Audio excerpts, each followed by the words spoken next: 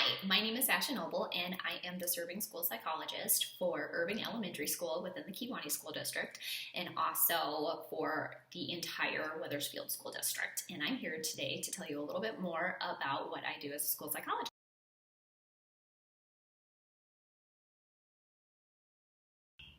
Well, part of a school psychologist's job is to sit on school assistance teams, and so we're there to help support students' abilities to learn, but also teachers' ability.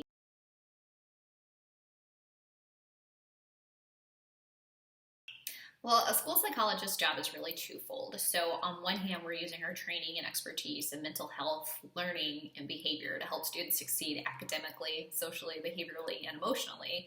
However, on the other hand, we're also partnering with teachers and school administration just to create safe, healthy, supportive learning environments so that students can thrive and do their best within this school environment.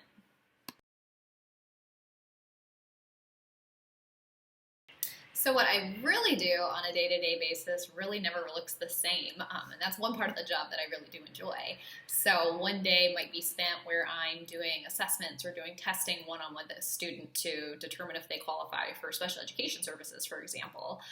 Later in the day, I might go into a classroom and take data on student behavior to see how many times that they're paying attention to the teacher versus how many times they're fidgeting with their cell phone in class, for instance.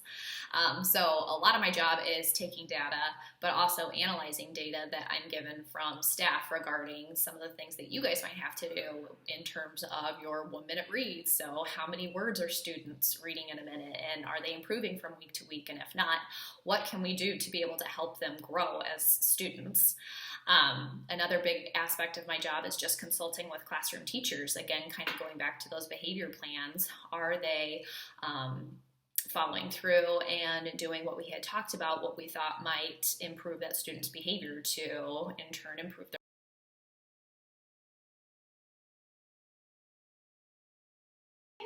Well, I became a school psychologist because I generally just love working and helping children. And truth be told, the possibility of sitting in a clinic all day long, just sitting and talking and listening, didn't really appeal to me. And so when I was looking at other routes in terms of areas to go into for grad school, school psychology popped up, and it seemed like you were doing a number of different things on any given day. You were helping students within the place where they are most of their wakeful hours. And you're also providing help and assistance to students that may not have the means to go outside and receive private counseling or therapy services of that nature. So it seemed like the best route to be able to help as many students as I could, to the ones that truly needed that.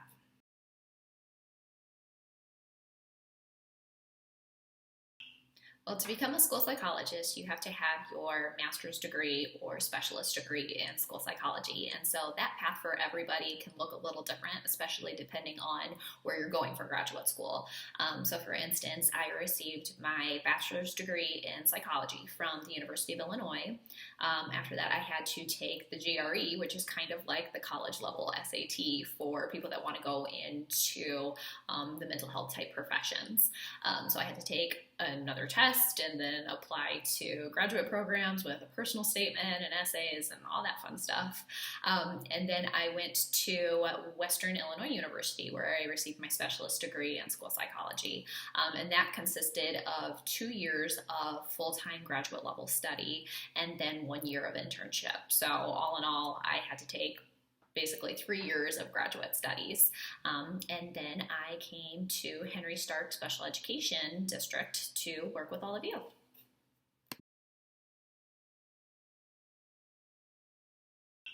Well, I think in order to be a good school psychologist, you really have to have very strong communication skills. Not only are you talking to students and teachers on a daily basis, but you're also having to frequently write emails that's communicating very important information. After I get done working with a student, I'm having to write up all the testing results, and so those reports can be, at least 10 to 15 pages of written material. So again, you'd have to like writing to go into this field, which I didn't at first, but this is a different type of writing, which I really do enjoy because I'm trying to tell a story about a person. Essentially, I'm trying to write about what they're really strong at and what they struggle with and how we want to help them more. Another area I think that's very important is that you have to be very organized. So I'm constantly having to figure out what I'm going to do on a daily basis to make most of my time within the schools. I'm having to separate information from this student, from that student, from this classroom to that classroom. So just having an organizational system where you're going to be able to keep track of all this important information is essential. And then finally, I think you definitely have to be self-driven in terms of, I don't have somebody that's micromanaging me. So for instance, when we're evaluating a student for services, we have 60 school days to complete that evaluation. So nobody's checking in on me every day, seeing if I'm getting this done or if I'm getting that assessment done. It's really at my own pace and what I think I need to work on first versus what I think I can save until a week before things are due. So it's really at my own pace.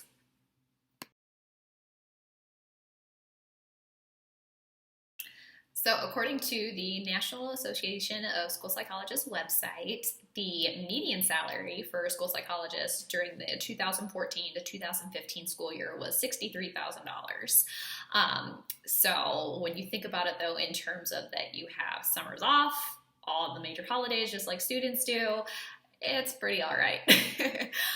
In terms of other perks that I kind of look at that I have with the job is that I have a very flexible schedule that, again, I'm able to do the tasks that I want to in the order in which I feel that they need to be done. So a lot of flexibility and very independent in that sense.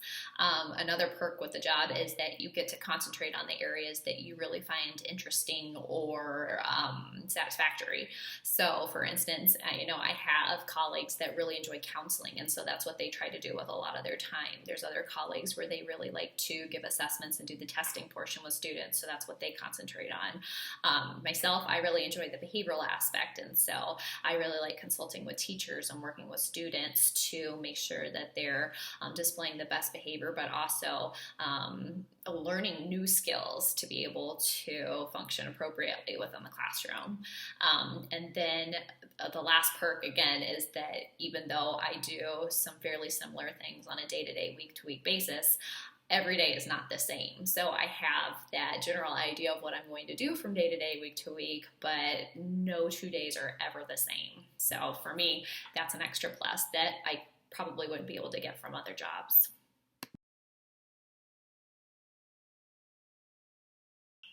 Well, much like teachers and nurses, school psychologists are always in high demand.